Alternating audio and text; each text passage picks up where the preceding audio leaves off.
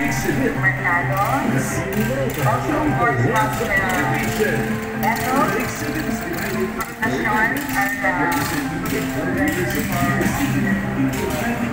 Good afternoon.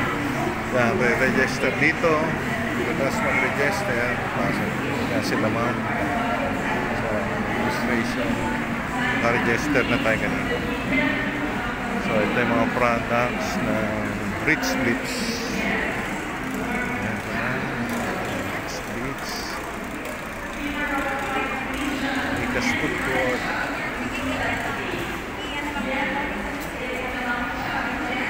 Ito sa Rich Blitz. Tapos PN's Handicraft. Ayan. Tapos ito yung Ika's Food Products.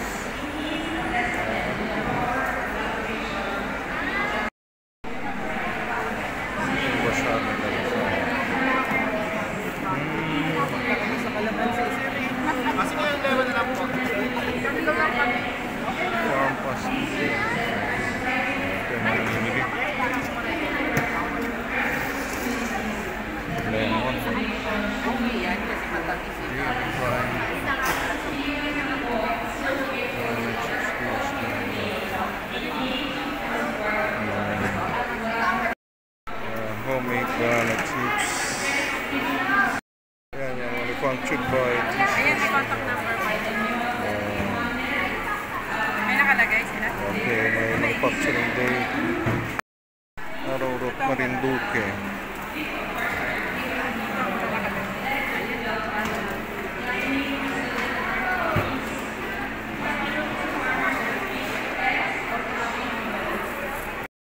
Sa educators din ng head teacher. Sabi niya, punta ka doon.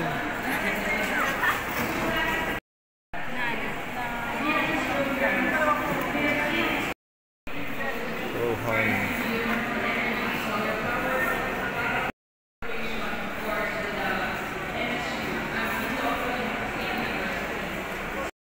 Google o kaya Facebook.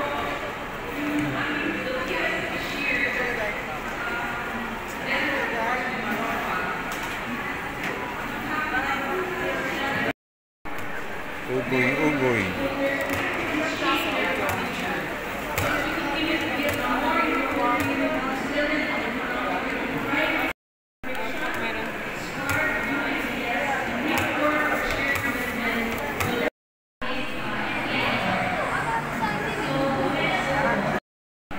Ay.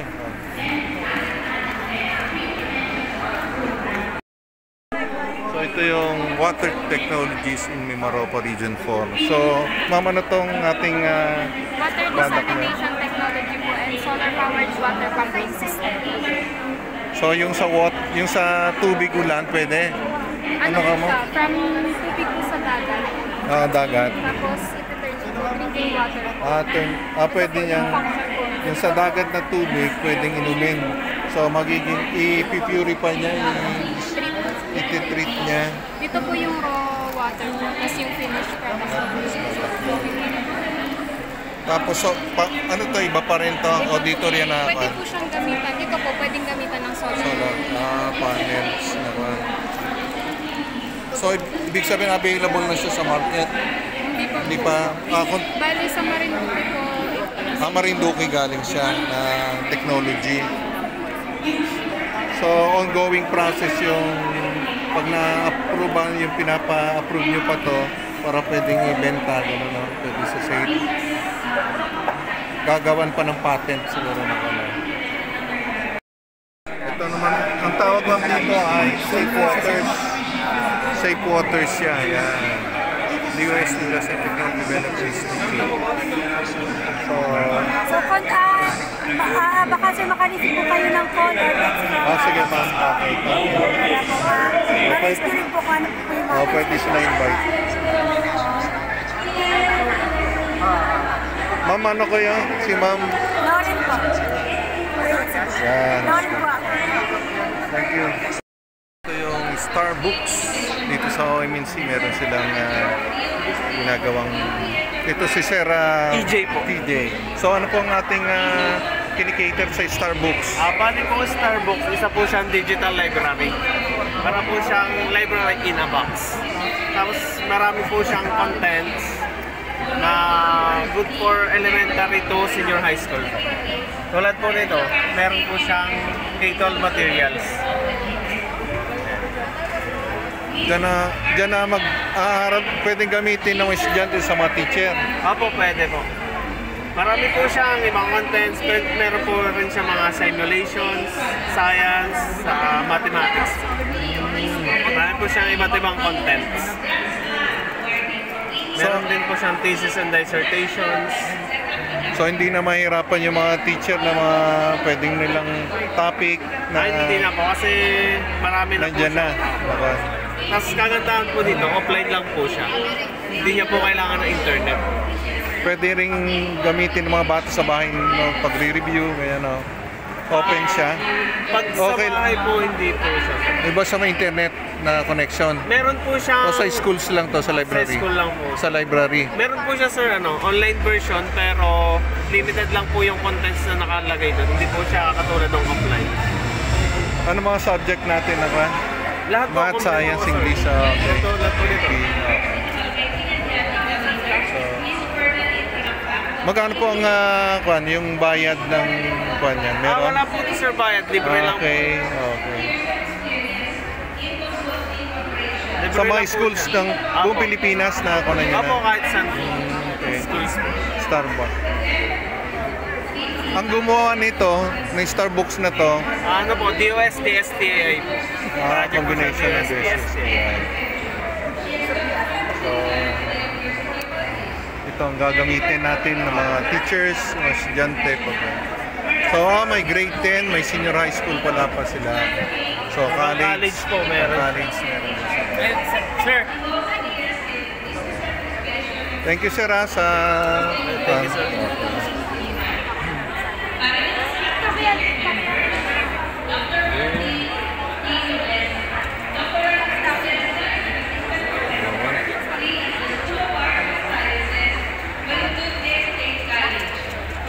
At sir, gusto nyo i-try?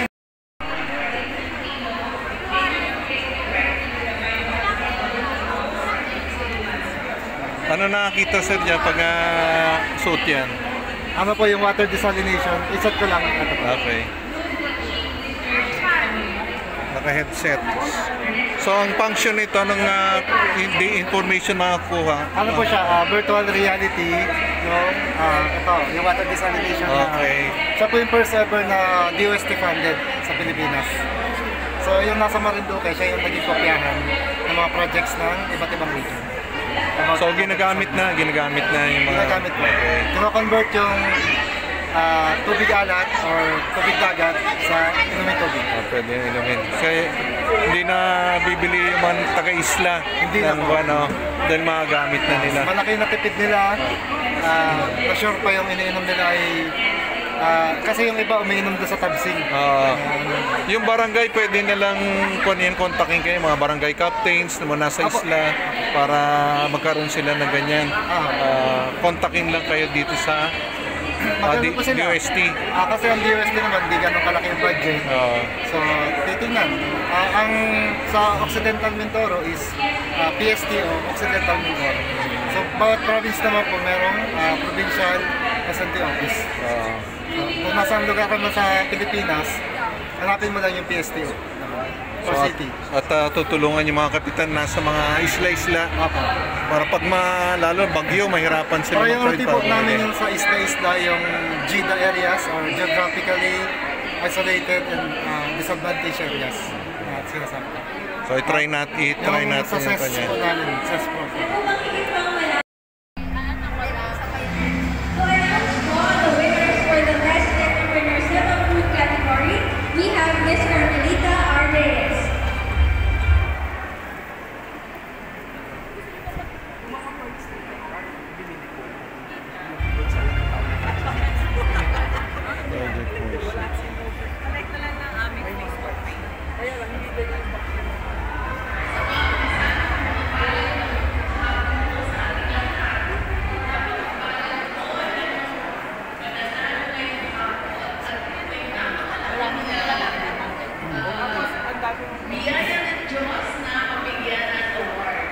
Ma'am, good afternoon. Ano po ma'am yung Project Moses?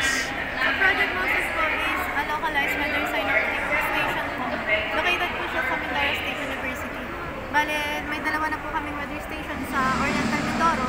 Located po siya sa dalawang municipality, sa Victoria po and sa Nauhan. Nagbibigay po siya ng 10 weather parameters, atmospheric and soil po, including ito po. Humidity, pressure, temperature, nandito po siya. Lahat po ng data natin is makikita siya through our website, projectmoses.at. Ito ang kasama? Ay, Iba to? Prototype po siya. Bale, ito po yung naging basis namin before kami nag-develop ng 10-meter po na weather station. Basis lang po ito, tsaka laboratory scale po siya.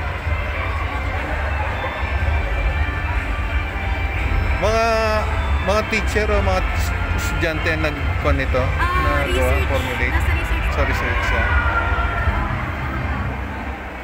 Tinatawagan din po namin Sir Jesse. Yes, Mapansin na po, ito po yung aming station. Ayun. Ganito po. So, powered po siya ng aerogenerator, so, tsaka solar panel, wind and solar powered po. So nakikita natin yung degrees kung saan kung cloudy yung kahit na nasa loob siya ng van. Ito po, ito po yung kanyang data.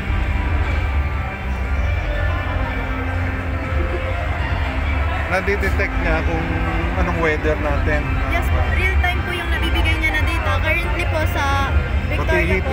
index. Yes po. 34 tayo yan. Yes po, which is under na po siya ng extreme caution. Pwede na po magka-heat cramps kapag Ay, nandito po naman. tayo na. Ito naman nauha na gawa. Yes po, sa nawa naman po.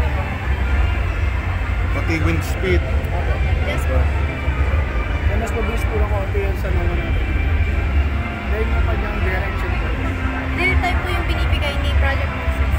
Meron siyang one week na historical data ng rainfall. Yan po, last 7 days naman yan. Anong name sir? Ang pangalan? Eric Bunyog po. From? Ang electronics specialist po ng Project Moses. Anong Oriental? Oriental. Oriental. Si ma'am naman ay sa River Rose Gases, Engineer River Rose Gases po. Under Mindoro State University. Thank you.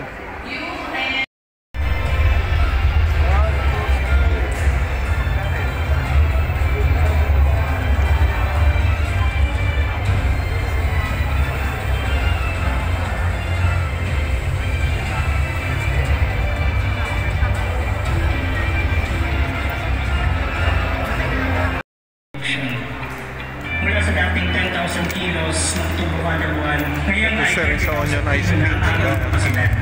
So, sa tulong ng mga bagong teknolohiya, hindi na limitado ang aming mga produkto sa Oriental Mindoro. Mula sa Warning Guard sa Calapan City hanggang sa franchise sa Metro Manila. Ang 2J ay bago. Ang tagumpay ng 2J sugarcane products ay patunay na ang pagsusungit ng tamang teknolohiya o pagmamalasakit ay susi sa pagbabago. Ang bawat hakbang namin ay para sa maayos at mas sustainable na bukas. yan sir. Patuloy kaming maglilingkod Non-food category. And to announce the winners for the Best Entrepreneur sa non-food category, narito po si Mr. Robert A. Natividad. Sir?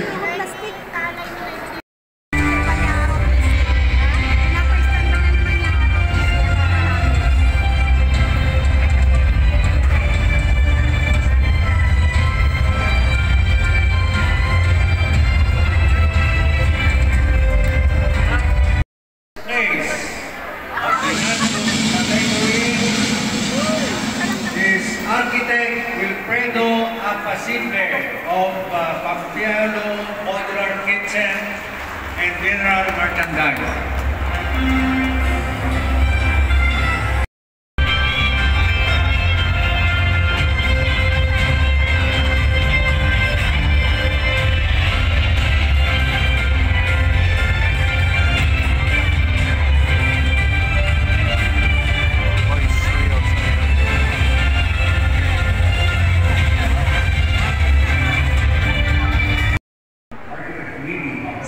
Wala takpalay.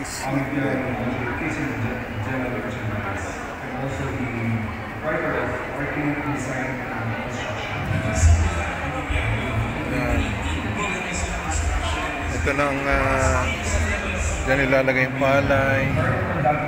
Tapos hahatakin. Parang direct seeding to, direct planting. So ito naman yung bawaan na sa mga katutubo na damit.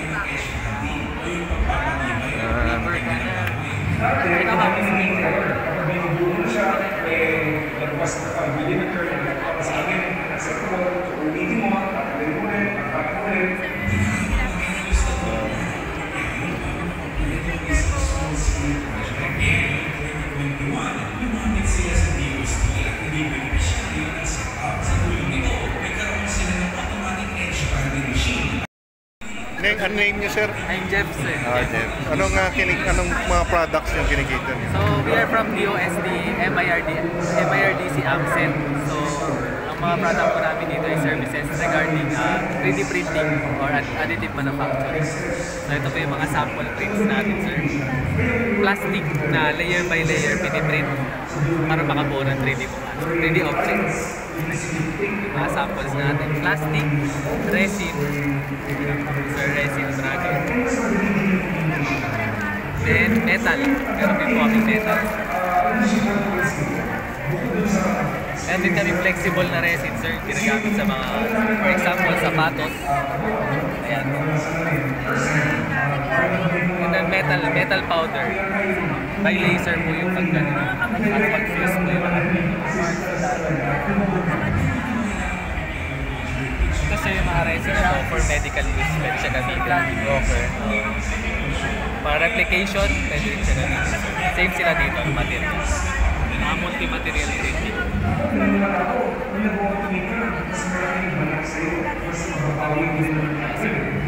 Pwedeng magpagawa rin ng mga, kunyari, kung anong gustong design, okay, ipapagawa ng Yes, sir.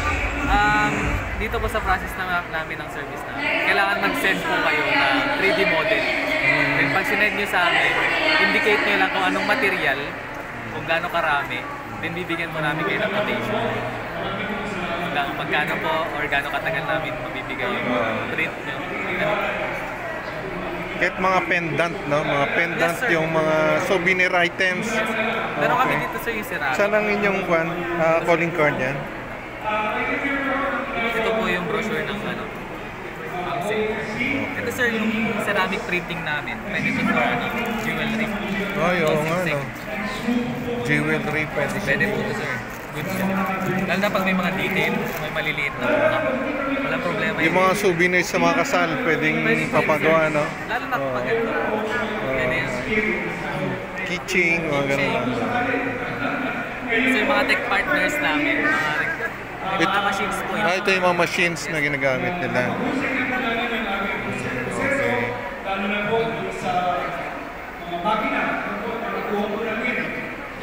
Anong year siya na-invento?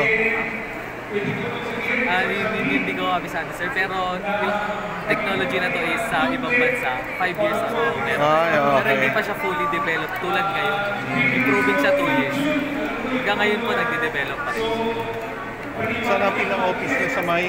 Sa may DOSD MIRDC, Bikutan. Bikutan. Pati ganun din kay ma'am, yun din. Parehas din, same din. Hindi po, tech partners po namin sila. May mga machines po silang ino-offer naman. Kung kami po ay services, sila po mga machines po. Machines naman dito. Ito na may ginagawa sa mga machines. Ito yung sa mga motor, no? Spare parts. Pwede din mga metal 3D print. Kasi sir, pwede siya water jet gun sa marble. Sa mga metal, gasket sir.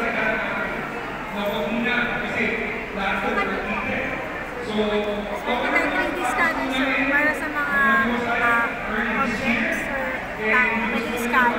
Tapos yung file niya, pwede mo nang gamitin for 3D print. Ay,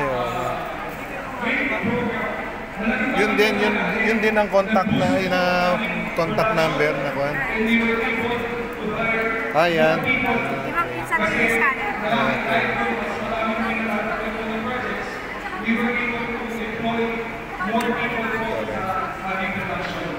Again, yung mga nag-start mag-factory na kung pwede magpa-design sa inyo, no? Sa mga kan. Ito lang, kontakin lang. Okay, thank you, ma'am. Thank you.